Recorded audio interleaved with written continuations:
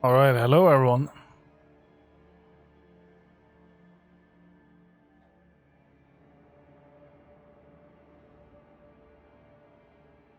So I'm just gonna watch a replay of their campfire chat and see what they are saying. I have read a little bit on Twitter about it, so I know some things they will change. It sounded really good, but I was excited to also see it myself and what they were discussing. So we're gonna jump straight into it. That. Not a dev first ever. Hey, hello, Will all be damned.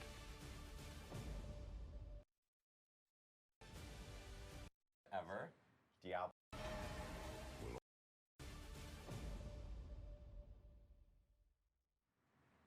Hey, hello, Diablo community. Welcome to the first ever Diablo 4 Campfire chat.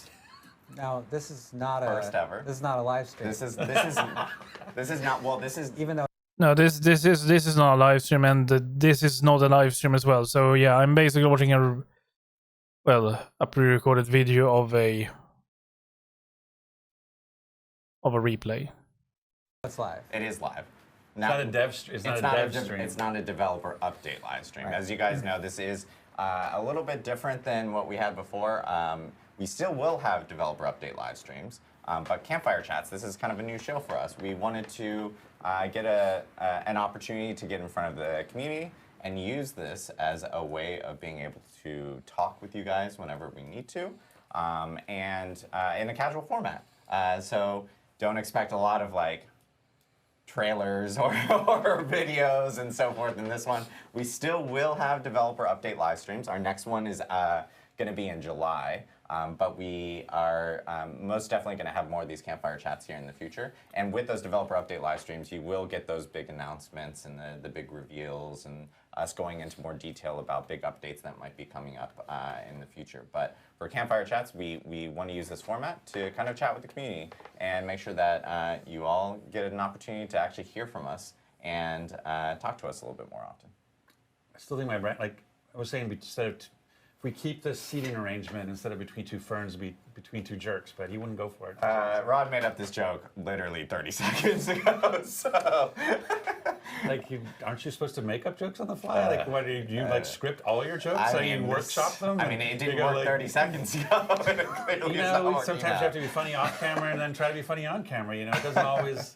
The magic has to happen when it happens, Adam. Well, magic that did happen. So you can see why this is a campfire. Yeah. And we have to get we actually have to get a campfire in You here. do, or at least a flickering orange light. And then movie magic. Well, a flickering light as opposed to a real campfire, so we don't burn down everything. And then That's security watch we allow. And then suddenly everyone will hate us. But we. I brought s'mores. You did. Yeah. Well, I mean, I brought a version of s'mores. Like, I wanted Oreo s'mores, and I got Target like gerbated me, so I'm like. I have the Target brand s'mores flavored cookies. So if we want to really get into the campfire notion, we could eat s'mores while talking about the game. Rod just wanted to eat I just on want to camera. eat You don't get a body like this without eating cookies, Tiffany. Like, come on. Rod He does have a also, point. Has explained to us 3 or 4 different times about his unsuccessful attempts at buying s'mores. I had a lot of desire to acquire Oreo s'mores last night. It's been a morning. S'moreos. S'moreos. I'm sorry, I'm saying it S'moreos. incorrectly. I wanted s'moreos last night and I failed, but I will drown my pain with Target brand s'mores cookies. Sounds good. Sounds good. Well, while Rod is doing that, we do want to talk about launch and how that went. Obviously, D4 is now out in the wild. We had a really great launch. I mean, like it's. We know the community's been really amped about the game. Reviews have been really good. You know, it's been a couple weeks since launch itself, and also like huge shout out to the team here, the live ops team, Tiffany here.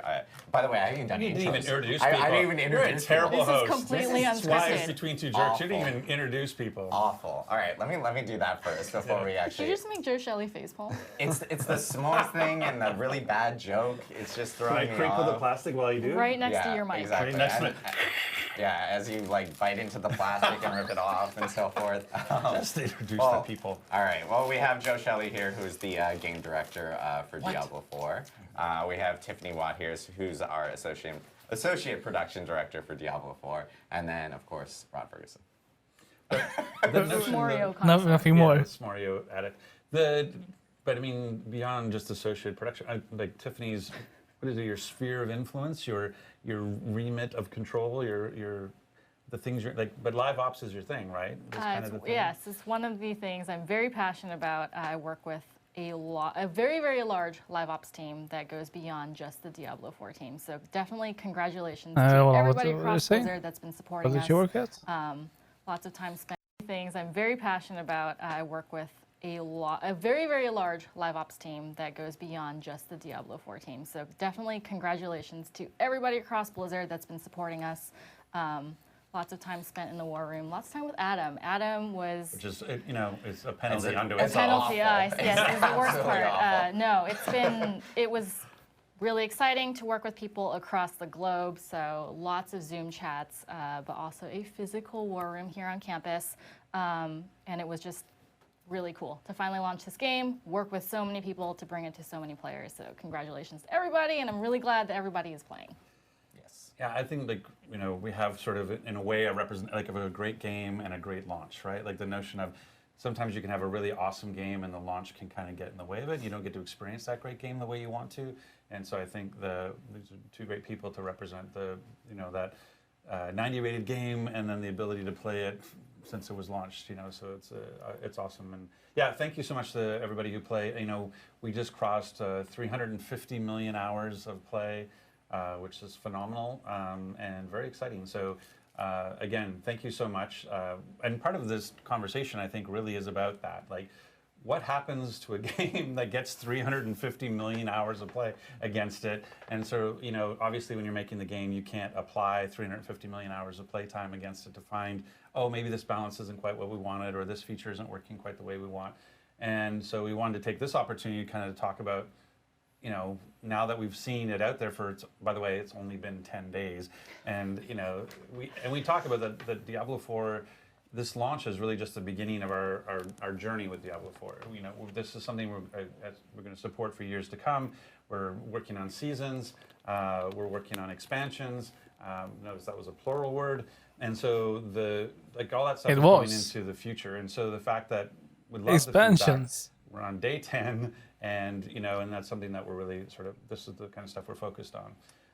I do if I can stay on my soapbox for just 1 second. Can I stay on my soapbox? Yes. I do want to I think one of the conversations we can have is around the expectation around changes, because I find in a live service like this, in Tiffany's world, the notion of a hot fix, which is, how would you describe to somebody who maybe doesn't understand whenever Adam's we're doing another hot fix, what is a hot fix from a player's perspective? So there's a lot of issues that we are able to hot fix on the server, whether it's server code or server data.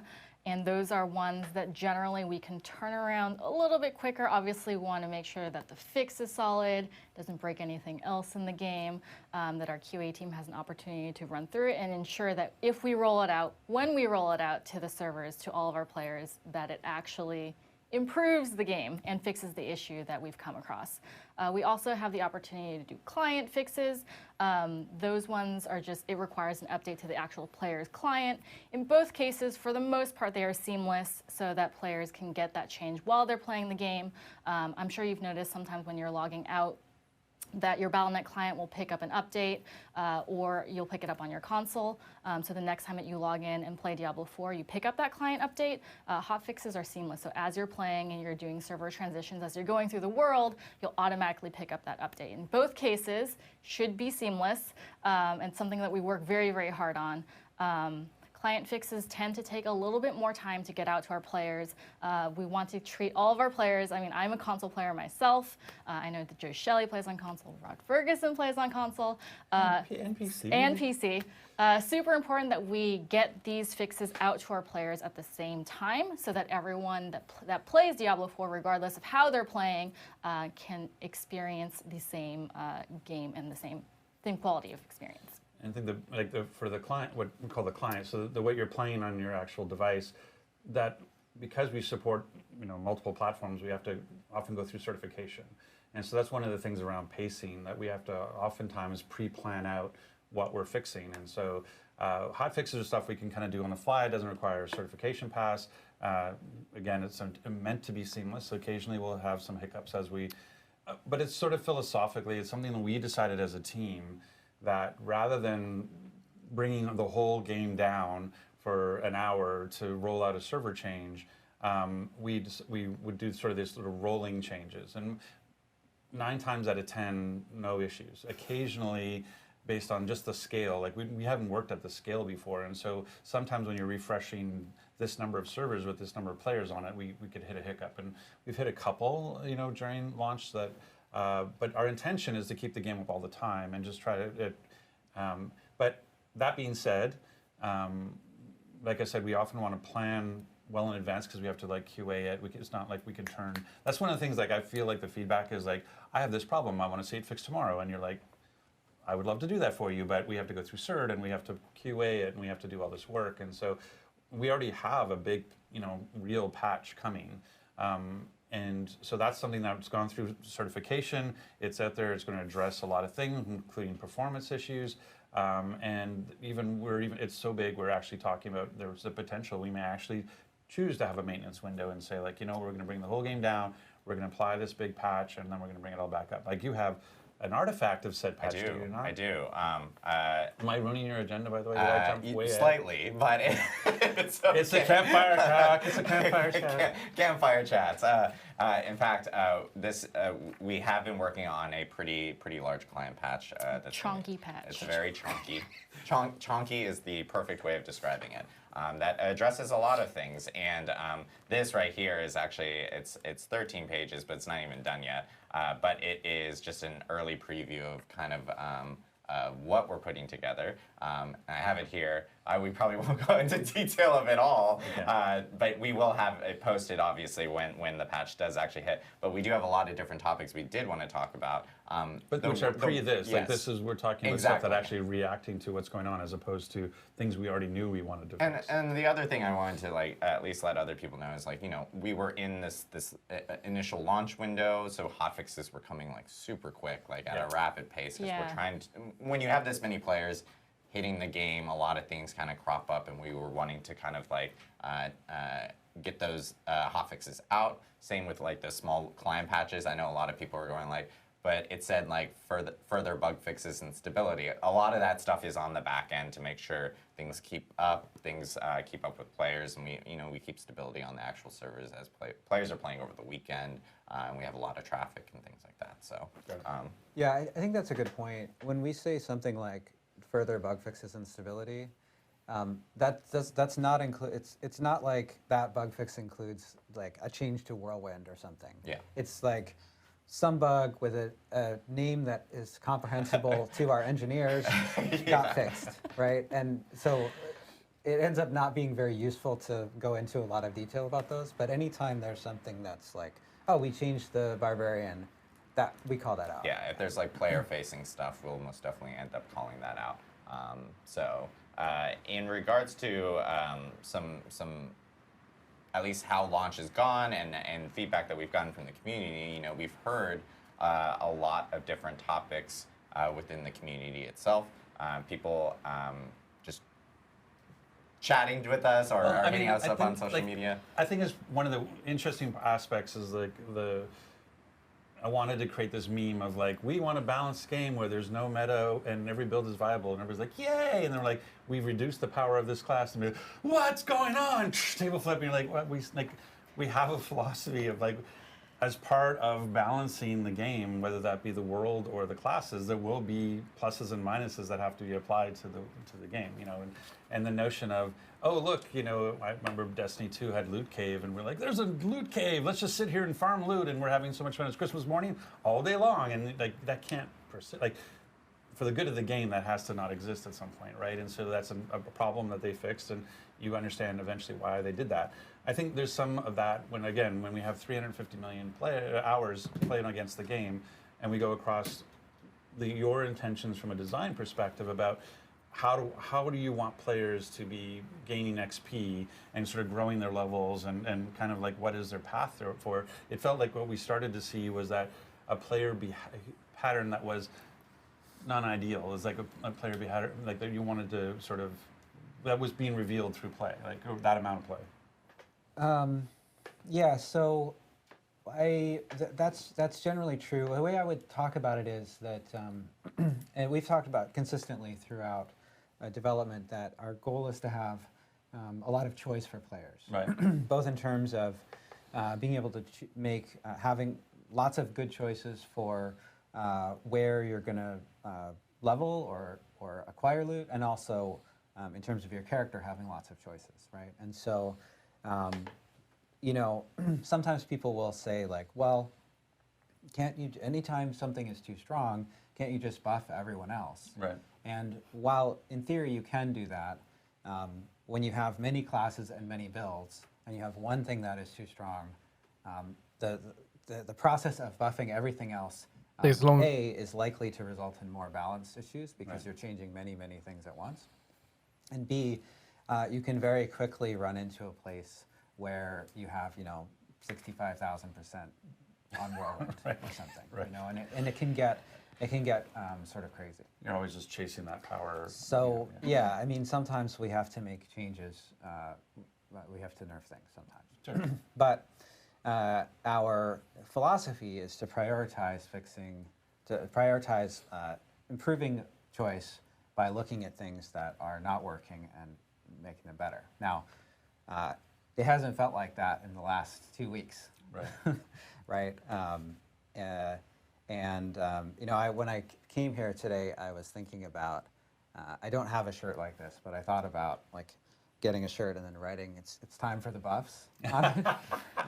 We can make you one. I didn't do that, but it is, So it if we is have a time for the buff shirt, it buffs. has to be Adam. Yeah. You're never invited to one of these. But seriously, you know, I think we have some things we want to Yes. go over here. We do. That the community has called out through various formats, through videos and posts. Videos, posts on our forums, which we really appreciate. Anyone who posts on our forums, we are completely scouring our forums for feedback and so forth.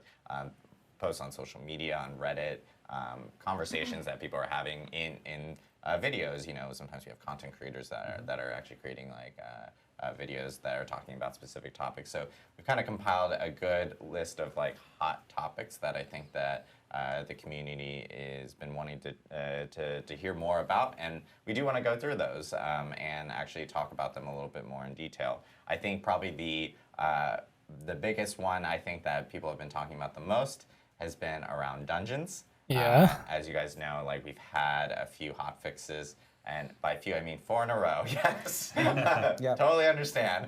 Of hot fixes where we do where we had a line where we did mention that we were reducing like elite pack levels and so forth, or adjusting them specifically in certain dungeons, with the goal to be, you know, longer dungeons having more elite packs, and of course shorter ones having, you know, less than what a longer one would specifically have. But I would say like we've really gotten to kind of like a new baseline now of like where we are. It seemed like it was a contrast thing. Like I think Joe can speak to, but like I think the expectation was, oh, nightmare dungeons are the end game. That's the place I'm going to go, you know, quote unquote farm. But right now, the normal dungeons, because the elite density is so high, it's better to farm a normal dungeon than it is a nightmare. And so they seemed like they were kind of slightly out of whack from that perspective. Let me just stop it right there. I really like what they are bringing up here, though, because it is true. There is really no other reason to go inside a nightmare dungeon unless you need to level a glyph. And that's it. And if you would do that, you wouldn't really be focusing a lot of looting or gearing and stuff like that. And of course, if you focus a lot on gearing and such, it would be faster to level up your glyphs as well.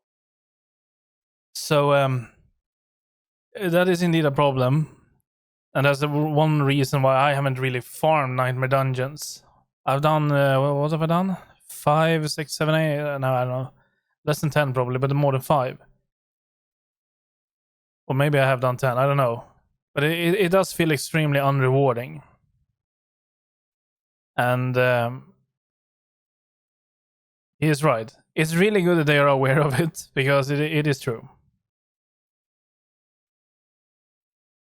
I don't know if that's a technical term, slightly out of whack, but Seen it many times. yeah, yes. exactly. Is that accurate, or how do you feel? Yeah, we had some cases where among side dungeons, some side dungeons had dramatically more elites than other side dungeons, and so it really felt like if you're thinking about efficiency, it only made sense to farm those. Right.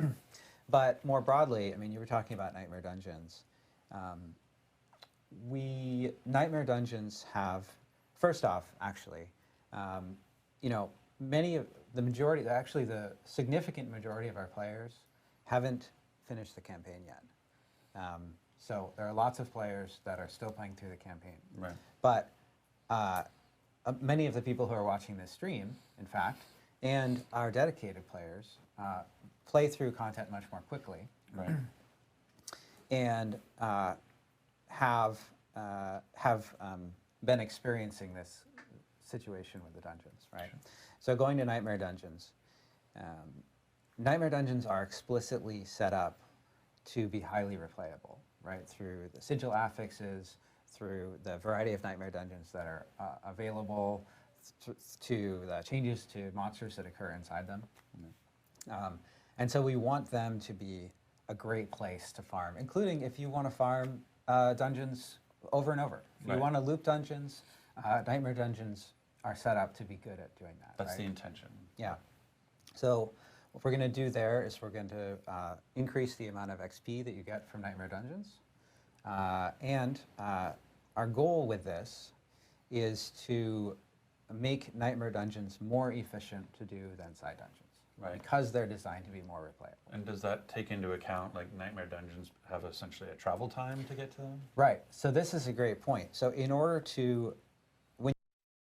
It is also good that they're bringing that up. They mentioned the sigils and everything right now. And usually now when I get a sigil, from what I understand it, if you do a higher level sigil, then it's based on your level, I guess. I have not gotten a sigil that is like maybe tier 43 and then I find level 43 mobs in there. That's not really how it works. But I think if you do a higher tier on the sigils, they become higher level and will yield more experience.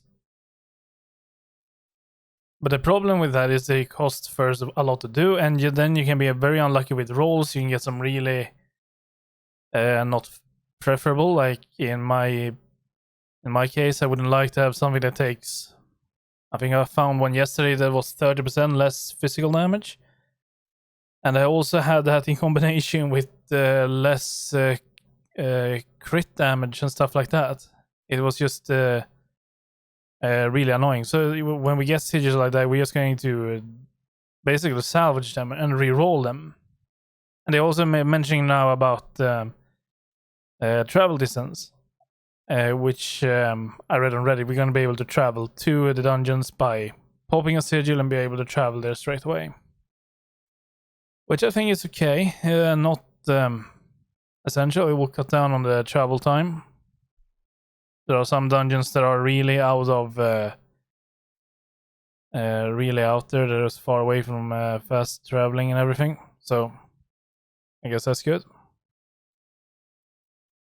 When you think about efficiency, if you think about XP per hour or XP per minute, right. And we actually have telemetry on this so we can see what it looks like.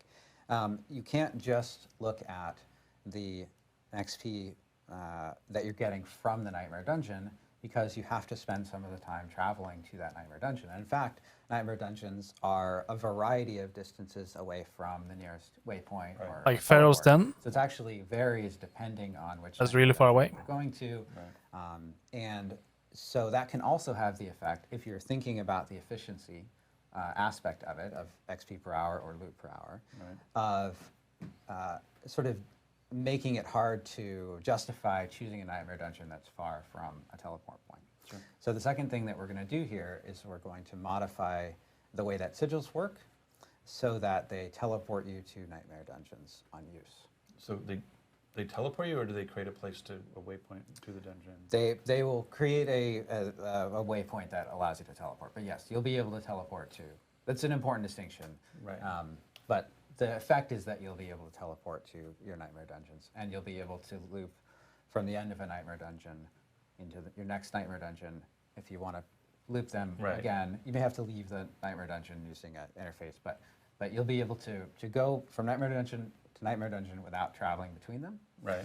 And that allows us to have the XP, calculate the XP buff to make sure that those are the most efficient to do, because we're removing the travel time aspect of it. Okay, so we're improving the rewards from Nightmare Dungeons to make them more what the intention was. That's the place you farm. Yeah. We're removing the need to have a travel time because a waypoint will appear and you and your party can go there, so it shortens it. Right. The waypoint one in particular sounds like a reasonably large change. So from a player perspective, what should expectations be about, hey, that sounds awesome, or at least for me, I'm responding, that sounds awesome. I don't know if they agree yet, but I think that sounds awesome. So what kind of timing, what range of timing are you thinking? It is, you know, Tiffany was just talking about like the kinds of things that we can do very quickly and easily. This isn't supposed to be one of It's them. a little, but this is something that's really important to many of our most dedicated players. And so we're working very hard on this right now, actually, and yesterday as well, to get it in before Season 1 launches. Oh, that's amazing. Yeah. Okay, great. Yeah, so I know Tiffany and the live ops team I know have been working really tough on are working a lot to make sure that we can get specific updates before Season 1 and scheduling those out and everything. So yeah, the Nightmare Dungeon changes that Joe was just talking about.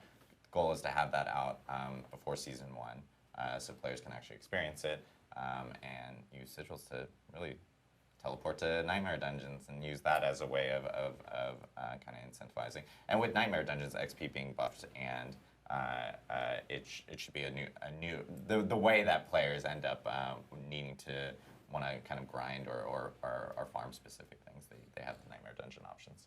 So, and then for people who are maybe not following along all the time, right now Season 1, we're saying mid to late July. Mid to late July. So we're saying that this change could happen anytime between, in the next, 4 weeks or whatever. Correct. So that's what we're focused on. But again, I think the waypoint teleportation, we have to get that right. Like there's a lot that goes on there. So there's a bunch of QA we have to do to make sure we don't mess with parties and everything else, right? So we want to go as quickly as possible, but we also have to go as safely as possible. The last thing we want to do is rush something. So I use the phrase, don't shake the jello, which is a notion of like your jello mold is trying to set, and if you keep poking it, it won't ever stabilize, it won't ever set. And that's kind of the thing we worry about here is that with all that, what are we at, hotfix 9 we've put out so far? We're actually at 11. We are at 11. I missed one. And with also our client patches, like we're constantly sort of poking. And if you do that without proper QA and proper testing to make sure you're not shaking something out of alignment, because I think we've had that where we've maybe rushed a patch and then that caused something else to slightly not go the way we want. So that's something we want to be as responsive as possible, but we also want to be as safe as possible and make sure we're not causing other issues. Yeah, I mean, shout out to Hotfix 11 for fixing some of the things that we may have broken the previous ones. the teleport should take you to the dungeon and not under the world or Yes. in front of Lilith. Major shout out to our QA team because we have put out, I think it just said 11 hotfixes and I want to say 8 or 9 client patches. So definite kudos to them. Yes. Speaking of Season 1, I am looking forward to it. I'm a Necro player as well, I believe Rod is, so definitely looking through that chonky patch to make sure that my class gets buffed, as Joe said. But I've been collecting Now, renown. you just promised. Do you realize what you just did? Yes. Right? This is You why just you promised renown. buffs Well, to now people. Joe has to do it I because know. I said Is that it. how it works? Yes, it is how it Oh, works. okay, great. I didn't tell him that, but now he knows. I'm looking forward to Season 1. I am curious because I think a lot of the community is curious, will I have to recollect all those altars of Lilith? Do I get to carry over those primary stat bonuses that I'm earning? What about my map? Don't really want to have to rediscover it. So No. what's Season 1 going to look like for me when I roll a rogue? When you roll a rogue, well, I mean, one of the cool things you and I both experienced a lot with our necro play is the blighted corpse problem, right? Yes. Which is the, I think I Josh don't know if calls that's them. one of the cool things. Well, no, it is a cool thing. I think Josh calls them corpse farts, but like he's like, I'm trying to get All through right. this with corpse farts. It's not my favorite term, but anyway, but we know that the opaqueness of that effect is sometimes can be an explosion waiting for you underneath there, and you can die. It is a bug, yes. That is one of the things we are fixing. I'm just like judoed that question. Yes, you back totally to did. her. And I actually care a lot about this because I use Blighted Corpse on my Necro. That is included in one of our upcoming patches. It is a bug. I know there was some discussion of like, is this intentional? It's not intentional. We will be fixing it and making it a little bit easier in general to be able to see which of the dangerous effects on the ground, making sure that's always readable to the player. So making sure our sort order is correct. You know, if there's a fire enchanted, which is, it's the affix that always gets me, that I can definitely see it. Because right now with all the corpse farts on the ground. See how easy it is to just say it? Now that is canon. It's very difficult for me to see a lot of the affixes or some of the enemy or PvP fire on the ground. So looking forward to those changes.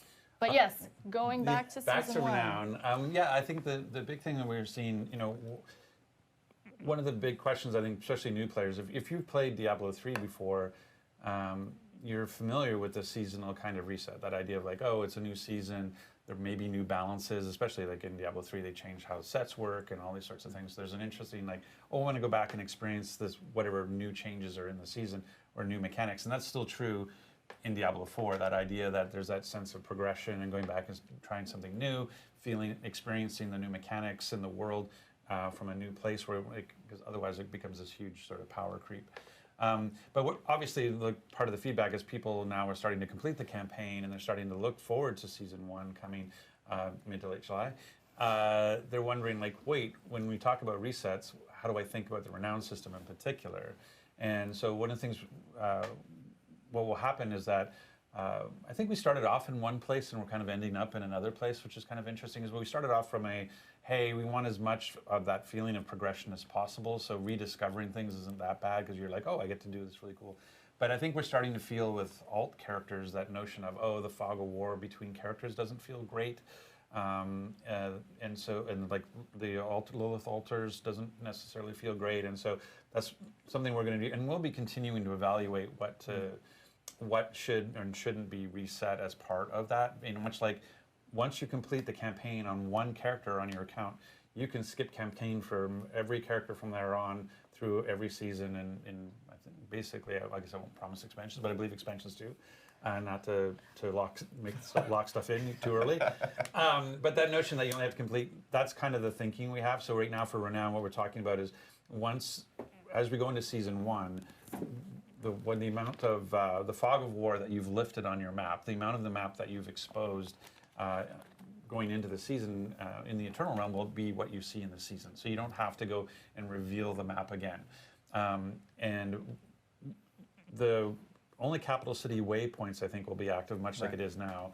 So, but you'll see them. They'll just be gray. So because there's so much renown you get for claiming one, we still want you to go claim that waypoint. And then there's also the Altars of Lilith, which is basically, those will stay as well. You don't have to rediscover them every season. And that's always been true, the notion around the benefits you get from a Altar of Lilith, like +2 intelligence or +2 dex, those stay with you forever, much like the renown system of the the extra potion charge or the extra obol capacity. Those stay with you too. You don't have to go get those skill points. That's good. Potion charges. Those go with you. And what's kind of cool is that what we're talking about is we'll preload you that renown. So, right, so if I could get, I'll make up a number, this is totally made up, 1,000 renown through Fog of War clearance, when I start up season 1, my map will be clear like it is in the Eternal Realm, and I'll already have 1,000 renown in my... Right, your renown screen will still show, fog, this many areas of the map to be discovered. Right. It will just give you credit for the ones that you already discovered. And that will translate into starting the season if you have been playing previously on a character with some amount of renown. Right. Got it. And our intention, like, so those are the base of the two major, you get credit for. Like, we're going to Altars and fog. altars and fog. So side quests, those are something that's still reset. But we're looking into the future. Maybe that's something else we could potentially. Potentially, I mean, it's something that I think we'll continue to evaluate. Like, some things are fun to do every season, and some things are, after you do them a few times, you feel like, why do I have to do this again? And I mean, I think that's something that it's pretty clear on exploring the map and the Altars of Lilith. Yeah. I think it's less clear on some of those other things. I know as one personal preference. I mean, when I skip campaign on a new character, I kind of use the side quest to kind of create my own campaign playthrough. Like it gives me a little more direction. So I actually, again, one person, but I actually like being able to play through the side stories again. Yeah. And so and just to like re-clarify on the Altars of Lilith, like obviously players who, and how it works right now is if you collect an Altar of Lilith, you get the stat bonuses or whatever bonuses that you have, and those carry over. But now with the additional changes, it will be showcased. The ones that you've actually visited already will now showcase on your map already. So it ends up at least covering off of that, of course. And then as Rod mentioned, the Fog of War items will be kind of carried over, or not carried over, but removed from as you kind of create new characters. And in terms of timing, I guess for some of these, when were we like kind of looking for? That's season 1, right? So it would be. Yeah, we're looking to get that for season 1. An interesting point here is that that change will also affect alts after it goes in. Oh, nice. Perfect. Right? Yeah. So alts after season 1 will have the same benefit. Yeah. Nice. Very cool. Well, I know I'm like slowly getting through my list here. Pull out the cookies. What I want, I was going to say, you want some energy cookies, you want some s'mores? Like, I think one of the things that I'm especially encountering too is like in the dungeons, when you're going through and clearing dungeons, like probably at least the bottom row of my inventory tends to be the gems I've collected along the way. And I know that creates some tension, in terms of when to go back and those sorts of things. So I know that like the quick answer is always like, I want a gem tab, or like, how do I put a different place to put those? But it sounds like we're doing something, we're thinking about it differently. Yeah, we're looking at inventory tension, essentially, like things that fill up your. It's a design. Yeah, Nice. It's a design term. Anyway, it's basically stuff that clutters up your inventory. Sure. And important, awesome stuff that we built and has all kinds of interesting gameplay, but has the effect of taking up lots of space. Sure. Like gems. Like gems. Perfect segue. I got there. We got there. For example, random idea, Like- gems. Like gems. This is why it's a campfire chat. We're establishing the baseline expectations. Oh, no, okay. Chat. I think we should just go low. Yeah, we can While only we're go not so answering a low. question, and I still haven't got these cookies open, so I'm making noise so- while you're thinking. When we think about gems, You give it open, there we go. there are many colors of gems, there are many qualities of gems, and this can have the effect of taking up lots of inventory space.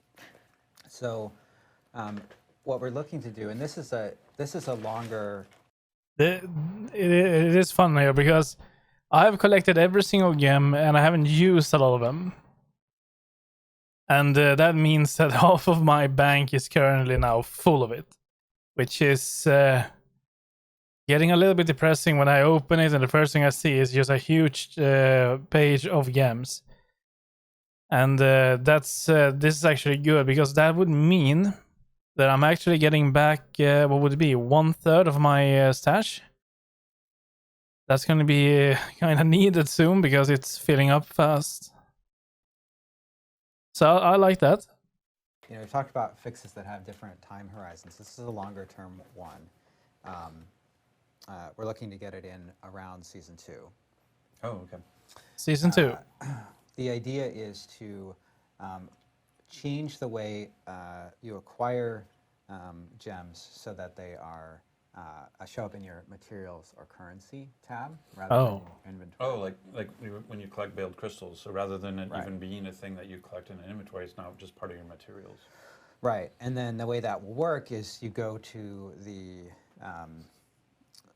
craft your gem in the same way that you do today, and you just use a certain amount of that material. So it's similar to the amount of equivalent like actual gem inventory slots that you're using now, Right. but as materials, and you can use that to craft the gem that goes into It's it. kind of a win-win because it's saving you inventory space, but it's also saving you stash space. Because right now, I'm just like filling up my stash with gems. Yeah. But now, if it's just materials I'm carrying, but like something there's been discussion around while we're on materials is that there's this notion of, oh, I didn't understand there was caps. Like, I am not as hardcore to have 10,000 veiled crystals, but I know some people out there are, and they're realizing like, oh, you can only carry 10,000, and there isn't a way to put veiled crystals into the stash or whatever to do with it. Like, what is the thinking around caps? Because sometimes it's like, oh, we were trying to force you to go do an action. We like much like the opals thing now, like, oh, you go roll something because your more opals are falling, but. I don't think that it doesn't feel like that's the same for veiled crystal. As an example, veiled crystal, like how do you think about caps and materials? Yeah, the caps, the materials aren't. There's no particular reason to cap the veiled crystals at 10,000. We're just gonna make that bigger.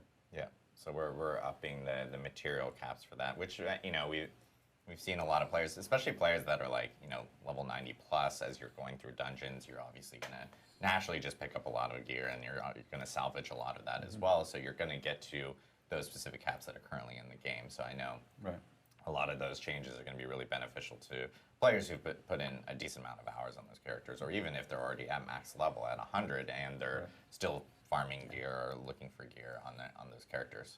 And the time horizon on the lifting of the caps? I think we have that in That's actually that's coming before season right? one. Yeah. So that one we will be changing before season That's one. right. Yeah. And it'll be incorporated in some and an update. A future planned Future planned update. before season Because one. you love them. You just love rolling those out. Tim's like sweating. I know this has actually been an interesting conversation also that I did want to bring up is we've had a lot of people, especially like content creators and others that have kind of been a little confused on how things like resistances actually currently work within the game. I think there's a lot of people that are actually prioritizing other benefits on gear or stats right now over resistances because they're a little confused on how it works, or they feel that it may not be working at all. I certainly do that with gems. Like I certainly would rather use my emerald for thorns than like whatever the reduction, like plus 14% resistance, whatever. Like I know my instincts are to go to the more tangible thing initially, and I guess sometimes it can be subtle that people don't pick up on the one-to-one. Like, hey, I know exactly how this is affecting my play. Like, is that? Yeah, the resistance case is one where the system has a lot of different inputs, and there are some of those have multiplicative scaling, and we have sort of some things we want to accomplish with that system too. We want to encourage players to get more resistances as they go up higher in world tiers, which is why there's an effect on your resistances as you go up in world tiers.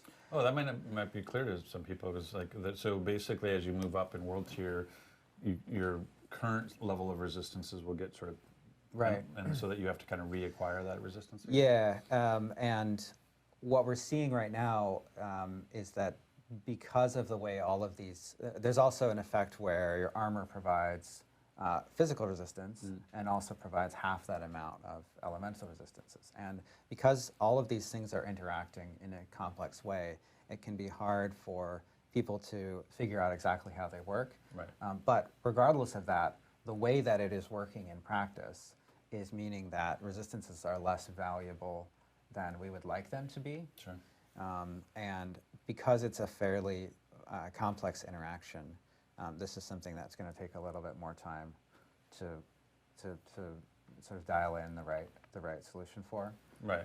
But they're still valuable in the short term. It's not like they're like not worth it at all. Yeah, Like, what it's happens is as you get up into higher amounts of resistance and higher world tiers, you're seeing the value drop off more than we intend for Got it. it. And so that's where we're going to see some changes.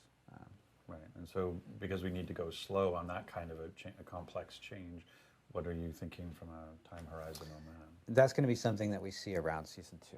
Right. Yeah. I think it's worth also managing expectations. The reason why you hear things like, hey, we found something, or we're hearing something, and we're talking already about season 2, which again, we're talking about quarterly seasons, so that's going to be in the fall. Like, why wouldn't you get into season 1? I don't understand. Well, we're like pretty much finishing up season 1 right now. In order to be able to put it through certification, the way that we do our release candidate testing, like we need to be ahead of the game. And the fact that we're only, let's say it's mid to late July and we're already sort of mid-June, so we're like 4 weeks away.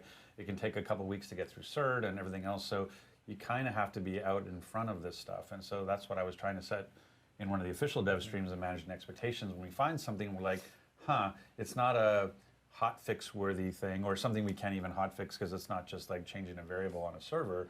It's something that is a complex system that requires real work.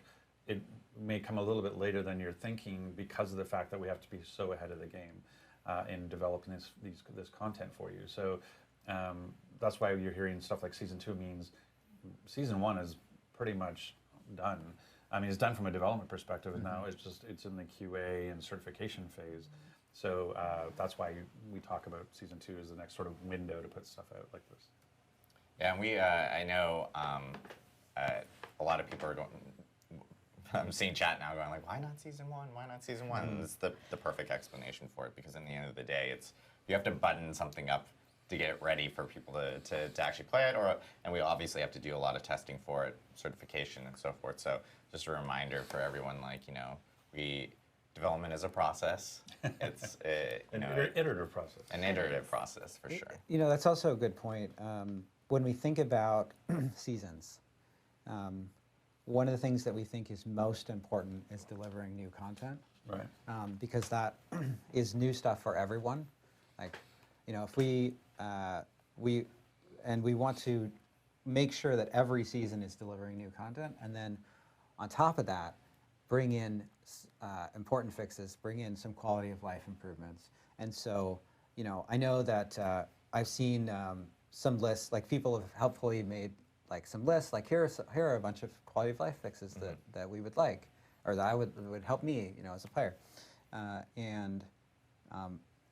So I think what you'll see is that over time, as seasons roll out, you're going to see those. Like we've been talking about with season 1 and season 2, you're going to continue to see those things. You're not going to see a season that's like, sorry, we didn't make any content, but here's a bunch of fixes. Yeah, and because we think the content is really important. Yeah, that's the big thing. Is like Diablo 4 just launched. And we have a lot of stuff planned for the game. Yeah, and I've had some comments on Twitter where people are like, well, D3 has this thing and D4 doesn't have this thing, and I'm like, well, D3 has been out there for 10 years, iterating and improving, and like D4 has been out there for 10 days. And so like that doesn't mean it's not going to show up. It doesn't mean the iteration and evolution of these things aren't going to continue. Like we're going to keep evolving the game, as fast as we can, and as safely as we can through seasons and hot fixes and patches and expansions. So just because there's something not there today doesn't mean there's no intention to put it there in the future. Yeah, we definitely evaluate the level of effort and the amount of risk for all of the changes, and that's kind of how we determine, is this hot fixable? Like, is it something that needs to be fixed and addressed on the live environment right now? Is it something that would be better to wait until our next planned release vehicle, whether that's season 1 or season 2, throwing out some production terms there. And we want to just, like Joe was saying, it's super important that we deliver quality seasons with tons of great content to our players. So it's also super important that we don't rush something out and break the game where it becomes not playable, not viable, or not so fun anymore. So definitely taking all the feedback. We have a very, very long list of things that we want to get to. And like Rod was saying, I worked on D3 for many years, and we improved it over time. And I'm actually looking forward to the point where we can start putting in a lot of those improvements that people are asking for to get it to a super, super polished game that makes everybody happy. It's pretty close. Agreed. I know one thing that has been kind of a hot topic within the community because a lot of players are playing hardcore, and we have seen some, whether it could be a disconnect or a player might be dying, randomly on their own accord, or maybe they have a service issue or something from their side. I know that there's like a lot of questions related to disconnection, death protection, and so forth. I know it's a thing that we've been looking at. We've been looking at everyone's clips, even the painful ones where we're like, oh no, that's awful, and so forth. But I know we've been looking at potentially doing some work on that from that end. Yeah, so there are a few cases here. There are, we've seen some cases where a hardcore hero died during teleport, which is a bug. We've seen potentially some bugs with situations where you should be immune, but you might have died. We're investigating both of those cases, and once we have identified the root cause, we'll tackle fixes for that. You also mentioned cases where the player disconnects, right? These can be some of the most frustrating situations for a hardcore player because in many cases it is completely outside of your control. It could be an issue with anywhere between you and the server, right? Yeah. So those can be especially frustrating. And we have already a mechanism in the game that allows players to escape from boss fights that has very strict controls on it in terms of being a consumable item that's a fairly rare drop, which is called the Scroll of Escape. This is a hardcore only item. It's a consumable scroll. You can use it at any time and teleport to safety. You can bind it to your mouse wheel. It's important to bind it to the... It's very important to bind it. I do recommend binding it so that you don't run into an issue where you might potentially use like an emote Instead of your... Instead of I mean, you go out with style. I mean, like, Yes. you're going out emoting while you're being killed. So we have this mechanism already to allow players to try out something that's extremely difficult in hardcore, and that allows us to have things in hardcore that are very challenging. Right. Because without something like this, as a hardcore hero who's invested hundreds of hours, why would I go and do something where I might die? Yeah. There's certainly lots of risk there, and it's very exciting. Right. But I mean, I could just get a little stronger first, Sure. right?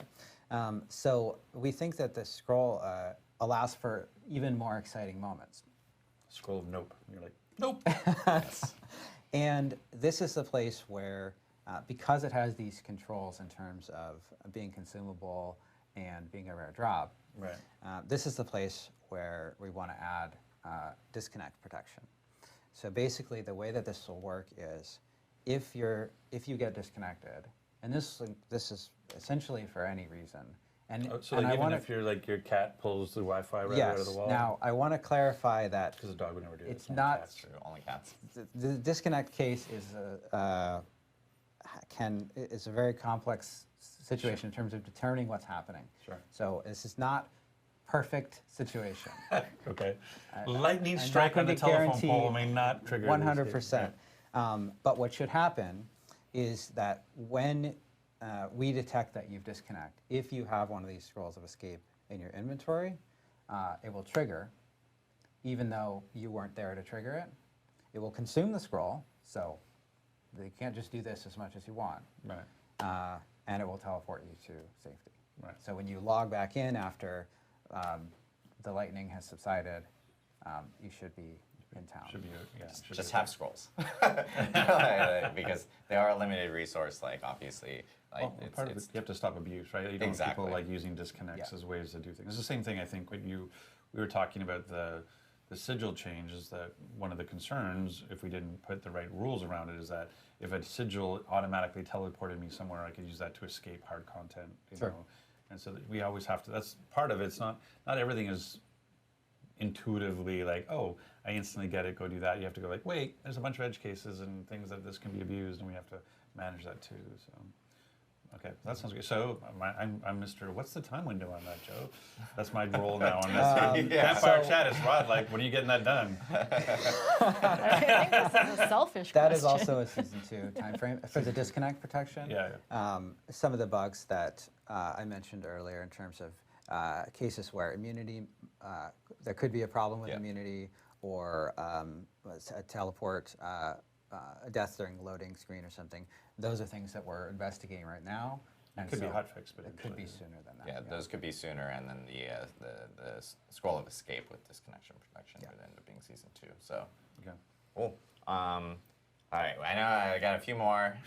Sorry, I know I want to make sure we hit on all these topics. This is obviously really important for the community, and I know that they want to hear about them and so forth. But Why are my caches higher level than me? yes, that is a very popular one. Why are my caches higher level than me? I can't open my can't even cache. open the I cache. killed I the wanna know world what's in the boss, cache. but I can't open the cache. What's in the cache, Joe?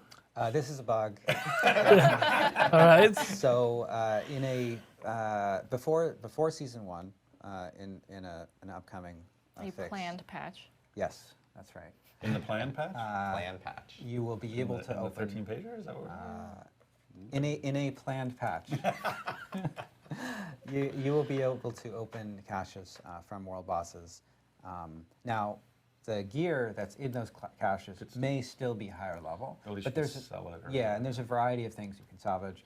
Right. Some of the stuff in the caches isn't gear. You'll be able to use that immediately. But at least you can open it and see what's inside. Yeah. And it gives you something to work toward. You're like, oh, this thing that's amazing is 3 levels higher than me. I'm going to go get up to that level and use that gear, right? Yeah. Nice. I know. So scaling is a huge topic. I'm just diving right in. Is it maybe too huge? Is that where you're going? What are we doing? Well, scaling is a big topic. I think players have talked a lot about, like, hey, the world scaling with right. you and the sense of power that you have. I think one thing that we actually talked about earlier, I think addresses some of the scaling questions we have, which was like nightmare dungeons are that way of also feeling more powerful as you're kind of progressing through them, because you can obviously go into higher level nightmare dungeons, and you'll be able to slowly but surely, get your way through higher and higher level versions of that. The other thing, though, I think, and I've seen this a lot personally myself, where people have been going like, hey, I might be like a level 25 druid, but level 18 gear is dropping. And there's a lot of like attachment to item level, or to the actual level requirement. The focus on the wrong number? Yeah, Yep. as opposed to the item power. And I think it's a topic I wanted to bring up, just because item power is actually really the number that people should be really focusing on, as opposed to specifically item level, because there are points where you will actually potentially find a higher item level requirement with a lower item power in itself. And that's one thing I think that will help with people when they're focusing on trying to become more powerful, is really going for item power, focusing on that specific number in itself, because I know a lot of people have been discussing it online and everything. And that's what I guess when you upgrade at the vendor, like the item power is what's getting upgraded. Yeah. And so it's kind of nice sometimes that you can get a slightly higher item power on a slightly lower level item, because it gives that lower level character a bit of a bump and those sorts of things. Yeah, the item, the required level for an item does loosely correlate with the power of the item in most cases, but there are many situations where that is not accurate. Right. And so it's better to look, as Adam was saying, at the item power of an item. I mean, Adam brought up Druid, so It's a little bit interesting that I'm mentioning this, because when I look at the gear, I never look at the required level, really. And I cannot remember I have, because most of the stuff that I get has been my level. But when it comes to item power, I look more at the stats. Like I know yesterday we did get a ring that was like 811 or something in item power, but it was rubbish in general for us.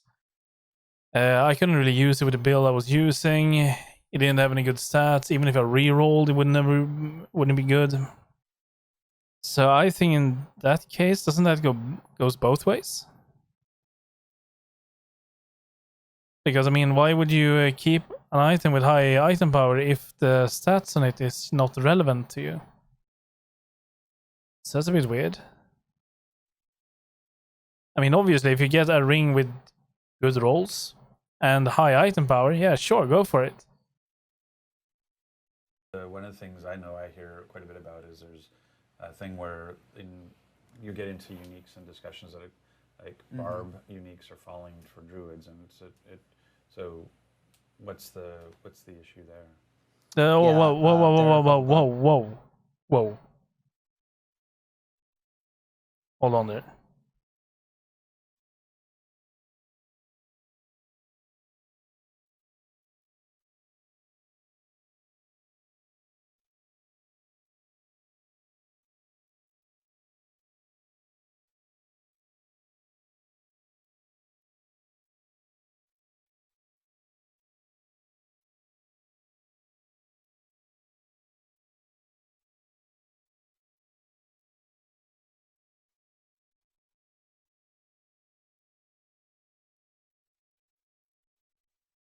I think they were talking about the items, barb items that are dropping for druids.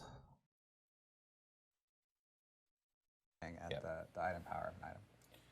I mean, Adam brought up druid, so one of the things I know I hear quite a bit about is there's a thing where you get into uniques and discussions that like barb uniques are falling for druids, and so what's the issue there? Yeah, there are a couple bugs where certain barb uniques can drop for druids that we're fixing. And that's going to come in before. I see where you're going here. I know. You know what I was going to say. So when's that happening, Joe? It's going to come in before season 1. Good. Any planned patch. So within the next 4 weeks. Oh, But when I'm playing a class, Joe, that's actually making me rather happy because I have picked up 2 unique weapons for barb. And for my poor druid, I have really nothing. So the game is like telling me, like, oh, you need to go barbarian, you know? You have to do it. I mean, I have to now. It's just, it's bound to happen. But yeah, that is good. I was afraid they were going to say season 2, but that's good. Because the problem is also like this. When you get a unique, and I have gotten a few, but it doesn't happen like every day. I'm lucky if I get 1 per day. And then that is if I really sink in some hours and some hard, intense grinding. But if I get 1, and it rolls to a weapon or anything in that matter that is not for my class, that is a little bit... I wouldn't say heartbreaking, but it's like your heart sinks. It sinks in your chest. You're like, oh, look, it's a unique. And then you're like, oh no, I don't think I got. Yeah, and when I got the axe, I was like, oh look, it's a unique axe. I was very excited, and then it turns out that oh, I can't even use it. I can use the hammer, however, that is for barbs, because it's not locked to barbs. But I cannot use the like aspect on it. It's useless for me. But that's good. So before season 1, that is sometime within 4 weeks or something like that. I think that's good. It's not a major problem, but it has happened twice at this point, and it can still happen. It can still happen tonight when we grind. Who knows? And it is very disappointing when it happens, but it's good to know that there's a fix coming. can I expect to occasionally see uniques or legendaries drop for other classes? Yeah, you will. That's a really good point. It's these changes are not you will never ever see anything for another class. Right. It's that there are some specific Barb uniques that were meant to drop only for Barb. Yes. But due to a bug are also dropping for Druid. Yes. And we're correcting those. Got it. Okay. Awesome. And I know we just mentioned this, but in a future update, don't hate me, Ted. A future hotfix is we'll say for right now. A future hotfix is when we plan on Yeah, this. you're right. You're right. That's right. Social features, looking for group, looking like type of features has been a topic. Some people who may not be in like a clan or something like that, or choose not to actually join a clan, or maybe some of their friends or their normal friends are usually logged off during a specific time. Trying to find other people to maybe like join in with you during dungeons and stuff like that can be a little bit of a challenge. We've been hearing a lot of feedback on that. I know that the team obviously is looking into future social features for the game itself. We just need more iteration time, more time to actually think about how we want that to actually be available, how accessible it should be, and so forth for players to be able to jump into some dungeons with maybe randos or something like that if they want to, if they're looking for it. I know it's a topic that a lot of people have been talking about, but we are looking into it in terms of items. I think crossplay has complexity too. Like that's Yes. why, again, it's one of those things where you want to make the right choices and take the time to do it right. And it did feel like as a social features, it felt like it's one of those great places to evolve and iterate into. So I think that's a large bucket of features that I could see as we continue to improve quality of life over all the seasons. I could see like social features are just going to get better and better and better over time. Yep. And the other big thing that I know that some PC players have experienced have been a little bit of some like performance and like stability items. It's a team that we have like this graphics engineering team that has been like hardcore like slamming into the problem itself and trying to figure out exactly all the different cases and all the different scenarios. We actually do have some fixes and some items that we're addressing here and some upcoming client patches that will be hitting players. So it should help out with a lot of those specific scenarios or those instances that players are actually running into. And again, if you guys actually have any of those issues on your end, feel free to post those in our forums. We scour those, all throughout the day. It's customer service, it's QA, it's community, and we're actually providing all this information over to those teams. Giving as much information as possible is huge, as opposed to like, hey, my computer's not performing very well while I'm playing Diablo 4. If you can give us, extra information, computer specs, etc., where it may have occurred, and details and so forth. And it the helps DX us a lot. diag on the forums is really helpful. Yes. Because a lot of times, sometimes there's expectations around how much memory do I actually need, how much VRAM do I actually need, and sometimes like actually because of the way we do seamless server transitions, sometimes if there's if we're doing some maintenance or there's something going on, you could see what you call rubber banding could actually be just a slight delay in the server transition and not actually be related to the game's performance. It may actually just be a networking handoff between servers. So there is no one blanket. I think there's a lot of we run on very low end, which like being able to go all the way down to Gen 8 to going to very high, and each one of them have their own different sets of requirements. And we know that by setting your settings correctly can help you a lot too, like playing with like what is this texture level, does it help or hurt, those kinds of things. But that 13-page document that Adam has in his hand does contain a lot of performance improvements as well. So, but we feel really good about where we are, but we do know that there are some issues with specific cases, and the more information we get about them, the more likely we are to be able to address them. Yep, most definitely. I know, there's a ton of different bug fixes and so forth that are still coming down the line, and we plan on addressing all of those. Again, continue using our forums to actually give us that info.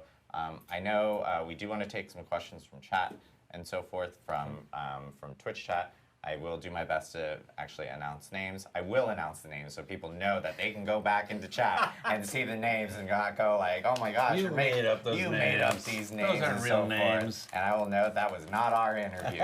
So that we did not come up with that question. Pretty good. But yeah, I do want to take some questions from chat itself. Joe, you As we're kind of like I will I had one. I was actually kind of disappointed. Well, you know, you participate have high if there's expectations. No, he eats Outback. So you're saying you wouldn't want another one? Outback is so good. Tiff and I have this thing about Outback Steakhouse. It's fantastic. I know, I'm okay. He needs to read the questions. Yes, Oh, I do okay. need to read the questions. I do plan on going through at least some of the questions. It's a little bit hard to read it when chewing We cookies. actually, the community team is actually going through.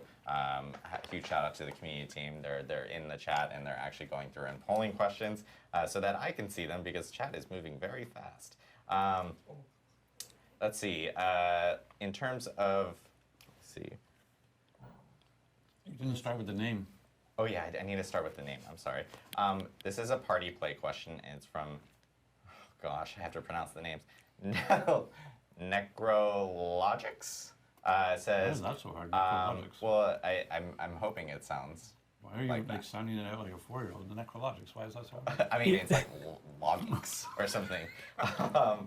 Can we teleport to people without going to town first? Is that can be an option in the future? So we're carefully looking at the teleporting. We want it to be easy to meet up with friends. The waypoint in town is our normal way to move to places. I don't know that everybody knows this, by the way, because I've had to explain it to people. That it's actually, once you know what it is, like I get if you know it, you're saying like, can I optimize it? But if you don't know about it, like it's really cool that when you join your friend's game, I'm giving Joe Tumbita s'mores. When you join your friend's game, you might be in a separate place of the map than they are. If you go to the capital city or any of the capital cities, they will have a portal to them waiting to the side. So you were like, oh, I want to join your game. Oh, where are you? Oh, I'm somewhere over here. Just hit down on your D-pad. Then you're next to a portal that has their name on it. You click on it, and now, or press A, and then you're with them. And so it's been great at playing with parties where you just go like, hey, just press down your D-pad, jump in the portal, and you're with us. And so I get that might not, it's not like a direct, but it, you know, it's like it's a layover. It's a you know, you have one stop on your way to where you're going. Anyway, so I interrupted your answer to give you time to eat. Yeah, it doesn't. The game doesn't really tell you about this, I think. When we started, I totally forgotten about this. I knew about it in the beta. Totally forgot about it when the game actually released. We didn't do a lot of group play anyway, but we did eventually once we broke into tier 4. And that sort of was when I got reminded of it. That you just need to go back to the town. You can take the portal there, but you're gonna need to make sure that you check which portal, so you don't take your own, end up where you came from, and then you're good to go. Your cookie, but are you thinking about optimizing so you can do more direct teleport? It's something we'll keep an eye on. Okay. We aren't planning to change that right now, but it's this, as Tiffany was saying earlier, this is a game where we are continuing to support it and provide things for years to come. Sure. And that will mean that the game evolves over that time as well. Yep. We have a question from Old Greg's Place. I think that's an easy name. That was a good one. Yeah, there's an underscore after Greg's though. You don't have to but, pronounce yeah, it. I don't Silent. want to go like place. Underscore. Are you guys planning to buff any kind of resource generation, be it from passive or gear? So we have a variety of buffs coming in a future patch to many things across many classes. The internet now. Thanks for that. I'm just saying you alluded Yeah. to buffs, but Yes. we're not being specific, so now it's going to be I mean, speculation. which is Druid? That's true. It's in the top secret document that Adam has. And We're that's, talking a lot of this. Okay. So builds including builds that use that have issues with resource generation should keep an eye out for things that address that. Yes. I want to be careful here though, because Uh-huh. resource generation is one of those stats that can very quickly invalidate resource use entirely. Okay. Yeah. It's very easy for to end up in a situation where you have resource generation that exceeds any possible resource costs. And while that can be fun in certain situations, like it can be fun to have situations where you feel like you're breaking the game, if it's generally true for everyone, the game ends up being less interesting because you have fewer interesting choices. Yeah, That's there's true. trade-offs, yeah. There's a lot of people still mentioning mob density and so forth in chat, and I do want to just at least clarify to them because, like, obviously. The thing with resource generation for druids is that I think they were actually lacking it, but you need to actually get some stats in for that. Or you don't need to, but it does help you greatly. Like spirit cost generation or spirit cost reduction, I mean, and then we have maximum spirit, I think also will help. Not a lot. Well, actually, it is decent once you upgrade a bit. So stuff like that. And of course, it also depends on what build you are. If you're going full out on pulverize with which is base spirit, and then if you have what's it called now? It's called damn, that's passive. What's the name of it? Wild impulses. If you have that, for example, you will use more spirit because you will do more damage with pulverize. But let's say then you have a necklace that gives you 3 ranks to wild impulses, or 4, whatever it is. Then you will be able to not use pulverize more than like 2-3 times. 2 times maybe. Until you're out of spirit. And what I realized that if I'm fighting a fight with not a lot of enemies, I have a low spirit issues. If I'm fighting like hordes of enemies, I can just smash away. Pulverize all day, all night. Just go for it. Left and right, you can just destroy everything in your path. So there's also that. Overall, however, I think that they could benefit from a little bump, not too much. Because it is a little bit of a pain, especially very early on. And it's also something I mentioned yesterday on the stream. I didn't say that, I think I wrote it only in Swedish. It's that when things are dying too fast around you, I cannot generate spirit. I have to be able to hit something in order to generate spirit. Otherwise, I'm just a bear lunking along behind the group slowly. And that's also a bit unfortunate. I can use trample if I have slotted in to get 20 spirit. And that works. But I cannot generate it in a more efficient way. Then I just have trample, pretty much.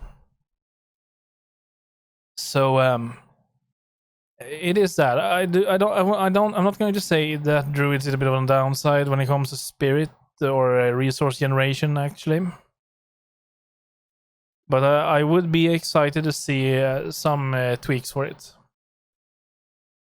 I don't think it is broken. And I don't think it is overpowered as it is. But it could benefit with a little bump. So that's good. That's good. You know, we've made tweaks and so forth, and we talked about this earlier, but we made tweaks in terms of like elite mob packs and dungeons and so forth. But we now have established a baseline, and that from that baseline, like we move up. It's not a oh, this like we're gonna continue going down or something like that. So Joe and I had this conversation recently. Just like it's a combination, and you know, correct me if I get this wrong, but it's not just about like, oh, as we think about Nightmare Dungeons and rewards, it's not always going to be like, oh, this one monster is now worth 1 million experience points. There may be times where you want that to be 5 monsters that are worth 200,000 experience points. Like density is a factor of XP per minute, and as well as the actual value of the individual monsters, and so that'll be something that you all are tweaking knobs on. It's something we're continuing to look at. To clarify, the changes to XP that you'll see before Season 1 will increase the XP that you're getting per monster, per elite monster in Nightmare Dungeons. Right. It won't increase the total number of monsters in Nightmare Dungeons. That also can also called the density. But that is something that as a result of the changes that we had to establish a baseline, we do have the ability to tune in the future. Right. Yep. Are you guys planning to continue quarterly update style? Name? Who's asking? Oh, sorry. Nupu Games. Are you planning to continue to the quarterly update style for upcoming expansions and systems or such? I personally love the updates. That's something to look forward to for every quarter since BlizzCon 2019. We will still be having a lot of developer update live streams. And those, like for instance, our next one will be about Season 1 when you guys do actually. I kind of, so I'll speak as one person. I kind of like, not necessarily, well, Campfire chat aside, I kind of like the more active stream to a 9-page blog personally. And so having dev streams where we can show cool features and talk about them and interact a little bit more versus go read this novel. Like, I like them. I love what we did. I love the transparency because we couldn't necessarily do streams before. But if I had to choose between an 8-page blog and a 45-minute stream, I would choose this stream, but that's just me. And we still will have blogs around like seasons and announcements and so forth. That's still a thing. So expect to see more live streams, of course, and more Campfire chats and everything related to that. Will we get the expanded option to change our character's appearance within the game? Oh, got it. Guts Claymore asked this question. Thank you, Guts. Will we get more options to change our character's appearance within the game? Don't want to make a new character just to change my character's face, hairstyle, etc. So there are some options for re-customizing your character through the wardrobe. You can't change everything about the character there. That's something that we'll continue to look at ways that we can improve over time. You can also expect to see new options for markings and jewelry and things like that, and obviously armor and things. Yeah, in the shorter term, there'll probably be more. When you do a character create, there'll be more options. Like as we go through, but yeah. The notion of actually like once you've rolled your character and you're level 60, right now because you can't like change, say, your hairstyle. That's probably a later down the road. That's not that. Our biggest thing we want to do is get more hairstyles into Character Creator before we're actually is more higher priority than the ability to change your hair after the fact. Yeah, but we do. I mean, I can go and get a haircut and have a different hairstyle. I don't have to roll a new me. So I understand. I understand. Some of us would like to roll a new me if I had to get my haircut. I understand the question, the desire, the goal. Oh no, and we all agree with the goal. We're just saying in terms of priorities. Are we going to add a completed side quest tab? Who's asking? Who's asking? Oh, sorry, I'm so bad at this. It's because at least we all agree on something. Well, it's like in a different font color, and you just like immediately move off from it. And it's a really hard name. Burn 1 N9 M4N. There we go. I'm just going to read it out like that because I'm not going to butcher the name. You put the forethought to actually look at those leet spellings in case it actually says something you shouldn't say out loud. Have you thought about it? Well, if I just say it by number or whatever as opposed to saying that, then I'm okay. Are you going to add a completed side quest tab to the journal? We want to improve the things that the journal, or that not necessarily the journal specifically, but that can be tracked through the UI over time to allow more situations where maybe you see something in the game and you want to go back and look at it in the future. Yes. Over time. That's future plans. I mean, the thing too, I think part of what's driving that, which I totally get that makes total sense what they're asking, but you don't need to do all side quests to complete your renown for that area. Like you can do it through other things, right? Yeah. So though there's a completionist notion of, because we have some surprise side quests that you can't track. So the notion of, oh, I killed a mob, it dropped a thing, and there's no way to know that on the map. And right now, there's no way to say, oh, I'm missing that sword falling one, and people could go like, oh, go kill that wolf that drops a sword or whatever. You know, so but if your desire for being a completionist around side quests is for renown, you can actually complete renown without doing all the side quests. Yeah, that's actually. It's fun that you bring it up because side quests in that game is awful, really, in my opinion. In terms of the droppables, at least. The other ones that you just pick up normally, they are wonderful. The story is great. I was even surprised that we didn't get like the side quest with Elias and Lilith as like a prelude to the main story. It felt like that would have been great. And the only sad part is I know a lot of people will be skipping side quests because it's not essential to push your own, so they will miss out on that. But there are some really good stories there, and we did all of them.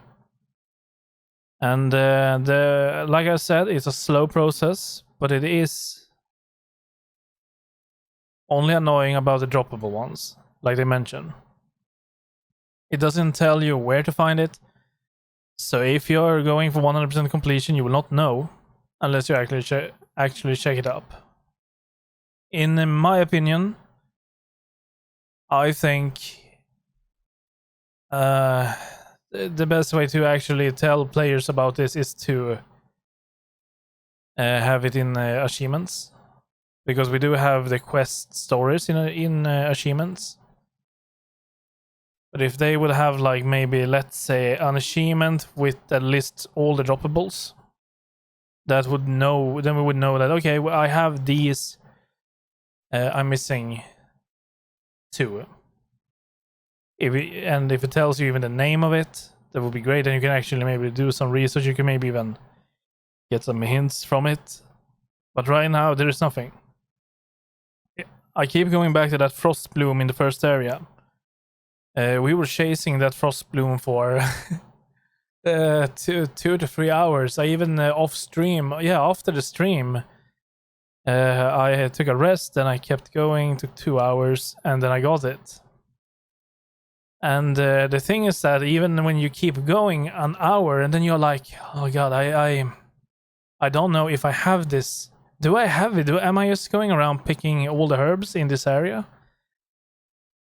That's sort of what you're thinking when it doesn't drop 100%.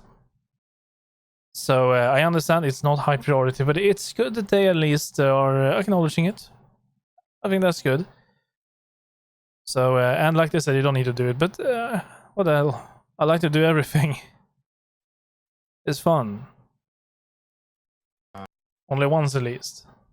And then, this is kind of a similar question, and I think this kind of falls across like quality of life. This is from Java Jinx. Are there planned quality of life improvements like search functions in the stash or for specific dungeons? I will tell you, like, again, this is another, like, these are features that will obviously be looked at, and, you know, the game is going to improve over time as we go from season to season. Lots of quality of life items will end up kind of appearing. We'll be evaluating them all as they kind of come in. I'm going to take one last question, which is... And who's it from? Who's it from? And this one I think is just a clarification from people. This is from Nexian. It says, can you just re-clear something you said earlier so we can keep all skill points, potion charges, max obels, and paragon points from renown for seasons? Right. That's an important thing to clarify. So the renown, so things like paragon points at the end of the renown bar. You will start with some renown. You're not going to get those paragon points that require finishing the renown bar until you fill the renown bar. Okay, well, so that's my fault because I misunderstood. So it wasn't that they didn't understand. I misexplained it. So currently, like in the Eternal Realm, Right. on one character I complete the full renown bar, so I get my obels and I get my paragon points. If I roll an alt, I have those. I have the skill points. I have those potion charge. I have the obels. I have the paragon points. Right now, being that are shared between my characters on my account. Some elements of the paragon system are shared between characters. Things like the Altars of Lilith also give you stat points. Right, but I'm just saying that that's how it works today in the Eternal Realm in terms of going between one character to another. The renown unlocks on the bottom level are account-wide, yes? In seasons, you will the things that are at the end of the renown bar, you will still have to acquire renown to get. Right, that's why I was just trying to clarify what it is today for alts is different than what it will be in season reset.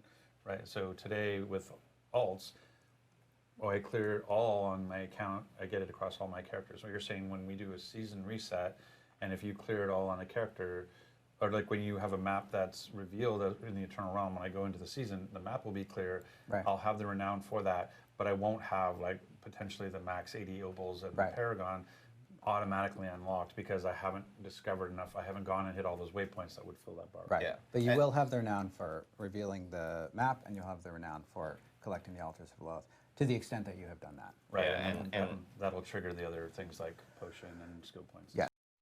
Okay, so now it's my turn to take a take on this. So when we are entering season 1, I have done everything in the game apart from all the dungeons. So from what I understand, you need we get to keep the lit statues. We don't need to do that again, and we get the renown. How much was it per statue? Like 10? It wasn't a lot. Was it now? It was not 30. It was 20. No, well, whatever. We get all of that to each specific region. And then we get, like they're mentioning, the Fog of War, which is exploration. Area exploration or area discovered. So those two things. But we have to get the waypoints, get the strongholds, of course side quests and dungeons to reach the last bit of renown. So that's okay, I suppose. It would be a little weird to have nothing to do, I suppose.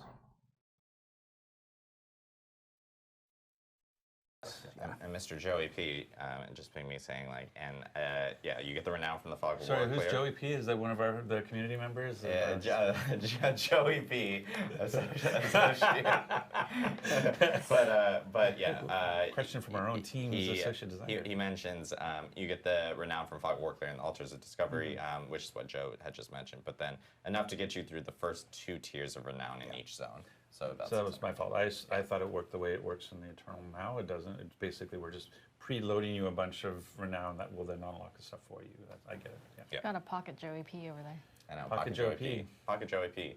Well, we well over the time estimate that I thought we were going to have, so I apologize, everyone. That's your fault. We're eating into our lunch. But I do want to thank everyone for tuning in. This is our first Campfire Chat. Again, Campfire Chat's really good opportunity for us to actually talk with the community, address specific topics that players have been talking about, and at the same time, just chat.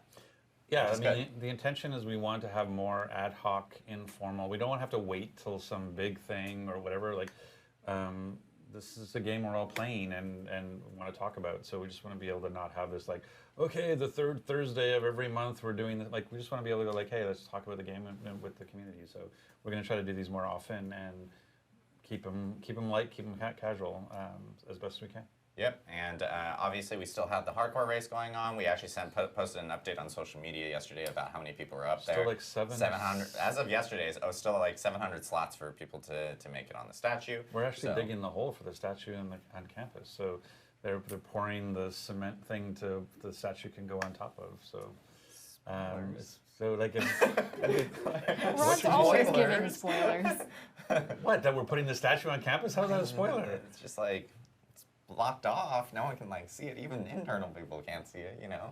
I'm just saying it's kind of cool. I've never had that before in a game where your name, like as the development team is walking to lunch, they can see your name on the statue.